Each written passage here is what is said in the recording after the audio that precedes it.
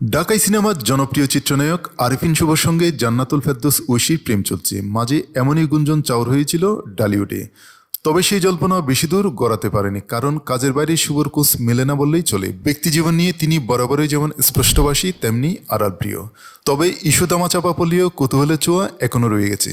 এবার সেই নিঃশব্দ কৌতূহলটাকে যেন নিজেরাই জাগিয়ে তুললেন নায়ক নায়িকা।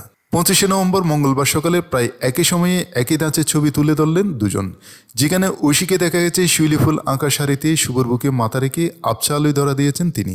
ছবির মাধ্যমেই যেন নিজেরাই বলছে তাদের গল্প। কিন্তু রহস্য আরও গভীর হলো ক্যাপশনে। আরিফিন শুভ তার ছবির ক্যাপশনে জুড়েছেন, তোরে এত ভালোবাসি আর বলবো কতবার। অন্যদিকে ঐশী যেন সেই কথারের প্রতিধ্বনি হয়ে লিখলেন, যদি হারাস একটিবার মরে যাব শতবার। দুটি ছবি, দুটি বাক্য, কিন্তু সুরে। আর ঠিক সেখানেই আবার উকি দিচ্ছে পুরনো প্রশ্ন, শুভৈশীর সেই গুঞ্জন কি তবে ফিরছে নাকি অন্য কিছু? এর মাঝে শোনা যাচ্ছে দীর্ঘদিন আটকে থাকা রাইফান রাফি পরিচালিত এই জুটির আলোচিত সিনেমা নূর বায়োস্কোপ প্লাসে দ্রুতই মুক্তি পাচ্ছে।